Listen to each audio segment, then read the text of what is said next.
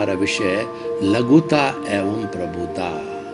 लघु का अर्थ होता है छोटा, प्रभु का अर्थ होता है बड़ा। लघुता मतलब है कि अपने आप को अहंकार रहित जो है छोटा मानना। प्रभुता मतलब अहंकार सहित अपने आप को बड़ा मानना।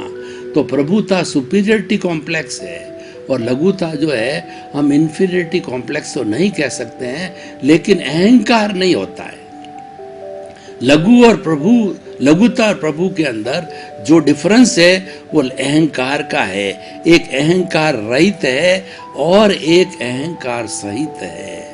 तो जिसके साथ में अहंकार जुड़ गया वह बुराई हो गई, और जो अहंकार रहित हो गया, बिना अहंकार के है, वो लघु हो गया, वो लघुता हो गई। ये सबसे बड़ा डिफरेंस है। और अहंकार जो है वो अपने आप में अज्ञान है। अहंकार हमारे 4 तरह के जो है वो कषाय होते हैं, क्रोध, अहंकार, माया और लोभ। इनको राग द्वेष कहते हैं। और कई लोग इसको एक शब्द बोलते हैं। देखिए, कई बोलने वाले केवल अहंकार बोलते हैं, कई कषाय बोलते हैं और कई राग द्वेष बोलते हैं, कई पुण्य पाप बोलते हैं।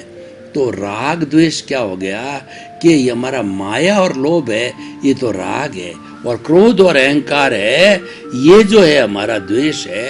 और एक शब्द से अहंकार भी बोला जाता है। बात एक ही है। एक शब्द क्यों बोला जाता है कि ये चंडाल चौकड़ी है। क्रोध, मान, माया, लोभ चंडाल चौकड़ी है, और इससे जुड़ा हुआ मोह का संसार है। वो तो वट वृक्ष है, वो तो सैकड़ों हजारों तरह की बुराइयां हैं। बुराइयों के पुंज को मोह का परिवार कहते हैं। ये सारी जितनी बुराइयां हैं सब ये वटवृक्ष है, मोह से जुड़ी हुई होती है। तो ये जो हमारा राग द्वेष है ये अज्ञान है, और ये हमारी कॉजल बॉडी है वो राग द्वेष से निर्मित है। जिसको हम लिंग शरीर कहते हैं, जिसको हम सूक्ष्म शरीर कहते हैं, और जिसको हम कार्बन शरीर कहते हैं, अलग अलग पर्यायवाची हैं। ये जो है इसका कॉन्स्टिट्यूएंस है वो राग द्वेष है। यानी हम राग द्वेष को अज्ञान कहते हैं, और ये अज्ञान हमारे आत्मा के साथ जुड़ गया, इसीलिए आत्मा जो है बॉन्डेड आत्मा कहलाती है। और ये आत्मा चाहती है कि ये तो मूल रूप से मुक्त है, लेकिन ये अहंकार के आने के कारण, अज्ञान के आने के कारण, राग द्वेष के आने के कारण ये दूषित कहिए या बॉन्डेड हो जाती है, प्रभावित हो जाती है। तो ये अपने आप अपने मूल स्वरूप के अंदर आना चाहती है। तो इसको अज्ञान रूपी जो है अंधकार कहिए या अज्ञान जो है का वेल्डिंग कहिए, इसको तोड़ना आवश्यक हो जाता है। तो देखिए, उसको तोड़ने में 2 चीजें बड़ी उपयोगी है। लघुता, लघुता में प्रभु का, लघुता के अंदर प्रभु का निवास है, और प्रभुता से प्रभु दूर। देखिए कि प्रभुता से ईश्वर दूर रहते हैं, और जो लघु रहता है ईश्वर उसके अंदर समाहित होते हैं। कहने का अर्थ क्या होता है, जो अहंकार रहित होकर के प्रभु का भक्त बनता है, प्रभु के प्रति भक्ति करता है, अपने आप को प्रभु को समर्पित कर देता है, अपने आप को प्रभु का आज्ञाकारी बन जाता है, और उसके हृदय में प्रभु का निवास हो जाते हैं, तो वह व्यक्ति लघुता वाला हो जाता है। और प्रभुता के पास तो प्रभु आते ही नहीं है। वो तो क्या होता है, वह एक कहना चाहिए कि असुर प्रवृत्ति वाला जो है अपने आप को प्रभु मान के चलता है। उदाहरण के तौर पर जैसे राजा रावण को लीजिए, बांकासुर को लीजिए, बड़े बड़े जितने भी असुर है, असुरों में बहुत ताकत होती है, और असुरों ने कठोर तपस्या करके, किसी ने ब्रह्मा जी को, किसी ने विष्णु को, और किसी ने महेश वरदान प्राप्त किए, और बड़े बड़े वरदान प्राप्त। मैं एक उदाहरण देता हूँ कि जो राजा रावण है ये वेदों का बड़ा मर्मज्ञ था, वेद का जानकार था, शिवजी का भक्त था, और शिवजी की रोज उपासना करता, और शिवजी की भक्ति करके उसने बड़े बड़े जो है इस तरीके से जो है बाण अपने पास रख लिए थे, जैसे ब्रह्मास्त्र है, और जो है कोई तरह के अग्नि अस्त्र है, और वायु अस्त्र है, और जो है जल अस्त्र है, और किसी को बांधने का अस्त्र है। कई तरह की जो ये मायावी शक्तियां हैं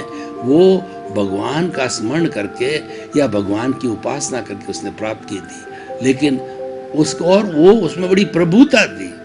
वो कहता था कि तीनों लोक कैसे मेरे से बढ़ के कोई नहीं है, और मेरे को जो है कोई मार नहीं सकता, गंधर्व देवता वगैरह कोई नहीं मार सकता है। लेकिन वो उसने एक जो वरदान लेने में कमी रख दी कि नर की बात बोली नहीं है। तो राम के जो भगवान राम थे, जो विष्णु का अवतार गिने जाते हैं, वो नर के रूप में उन्होंने उसके जो प्राण पंखे उड़ाए। तो भाई और बहनों, वो प्रभुता के अंदर अपने आप को हमेशा सोचता रहा कि इस दुनिया में तीनों लोक में मेरे से बढ़ के न तो कोई ताकतवर है, न कोई बड़ा है, न कोई मार सकता है। तो मैं तो पूरी दुनिया का राजा हूँ।